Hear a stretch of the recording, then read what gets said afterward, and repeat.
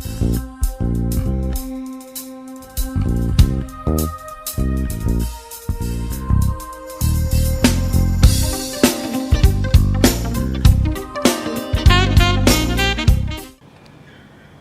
in Africa, let me clear the air by saying, in African socialism, here we are not fostering division in Nigeria or calling for separation. No. What we are looking at, how did we found ourselves here where we have over 20 million children are out of school.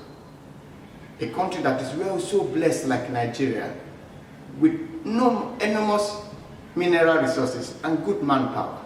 And we have over 90 million Nigerians in extreme poverty, that amount to 48% of the population. How do we find ourselves here that insecurity has spread everywhere? Kidnapping has become norm. You can see the high level of insecurity, the low standard of living of the people. So we in African socialism, we are not looking at dividing the country, but providing solution to this menace and all the lacunas that has brought us to where we are today.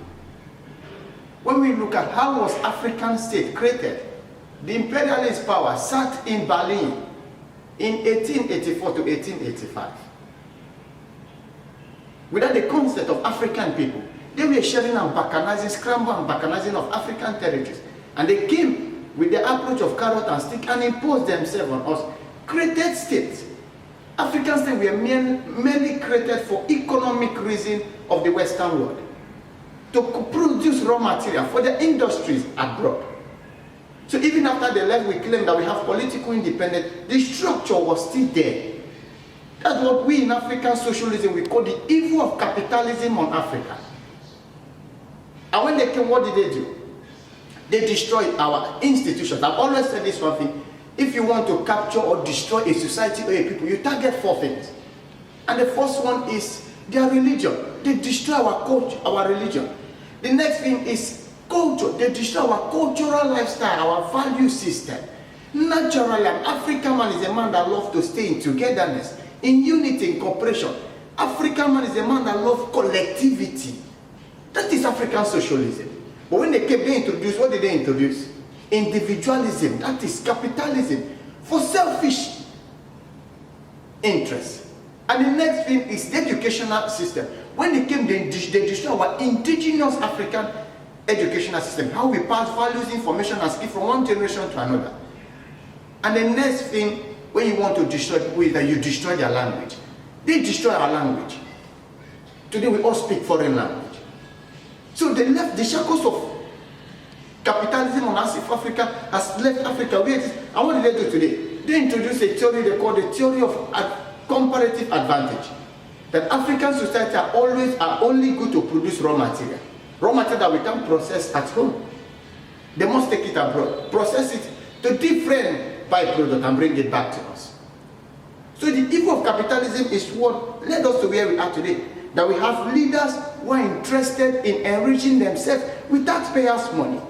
Leaders that don't care about the social welfare of the people. Leaders who build poultry as schools for the people and send their children abroad to school. Leaders who build dirty things and call clinic or hospital of which their wife and their children cannot go there for medical checkup. Then they go abroad. That is the evil of capitalism on our society. A society whereby the wealth of people are not questioned. The sort of way they believe that the ends justify the means. So no matter which way, just make it, they'll celebrate you. The evil of capitalism has destroyed us all. Not that we are poor people. Not that we don't have the capacity to develop, not the capacity to compete favorably. But the system left behind was a dirty capitalist system. A system that does not encourage indigenous production.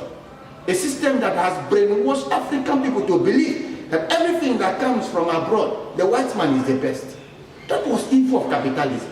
So in African socialism, we believe that no, Africans are the, I've always said this thing. Even anthropologists and archaeologists from the Western world has agreed to this fact, that the first human that exists on earth is an African man. It is true an African. It is true an African man that every other race on earth you're seeing came from. The African gene is the strongest gene in the whole world. No doubt about that. But why are we suffering? Even with the huge mineral resources in Africa, even with the great human resources. I've said that Europe and America was built based on the resources from Africa and human resources from Africa. Material resources and human resources from Africa. But today we are suffering. What are they doing? Check Western media. How do they picture Africa to the world? They picture Africa as dying people, as hungry people, people full of disease, people who cannot control themselves. I always say this, that the most hostile people on earth, race on earth, are the Europeans and the Americans. Go and check. They are very hostile. That's why they carry our racism. Africans are very unique people. But why are we suffering? Because of capitalist system imposed on our society. That we cannot produce what we consume. That we cannot cherish what we have. That our leaders are interested in red carpet, gun salute. Our leaders are interested in enriching themselves with the taxpayers' money. Our leaders are interested in going abroad for luxury life. We can't build ourselves. So African socialism is geared towards bringing a state of welfareism. A state where an African man will believe in the Africanness in him. A state where an African man will come out of what we call colonial mentalism and shackles, of believing that everything that comes from abroad is the best. That is what African socialism is geared towards. Now in Nigeria in particular, when we call for constitutional change, or when we call for referendum, it's based on the diversity of the country.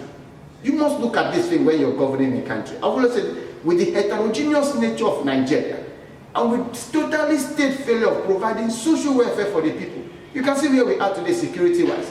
It's because of the nature of governance. So we must draft a new constitution for us in Nigeria. Therefore, in Africa as a general, Africa must think Africa. Africa must believe in Africa.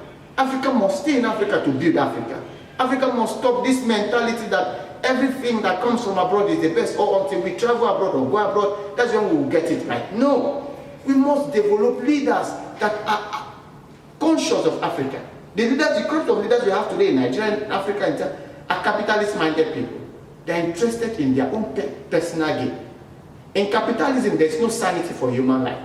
But in African socialism, we believe in the sanity of human life. I can prove to you. That was why a man like Philip Lopo was ready and killed 15 million Congolese. Over 20 million Africans died through the transatlantic slave trade. Capitalism does not care for human life. That's why you can see insecurity in Nigeria, insecurity in every part of the world. What are they doing with their divide and rule processes? So for us to gain it right and to come out of this and to compete favorably, Africa must adopt African socialism approach of development. A development of collectivity, togetherness. That is the only way we can grow as a people. Thank you.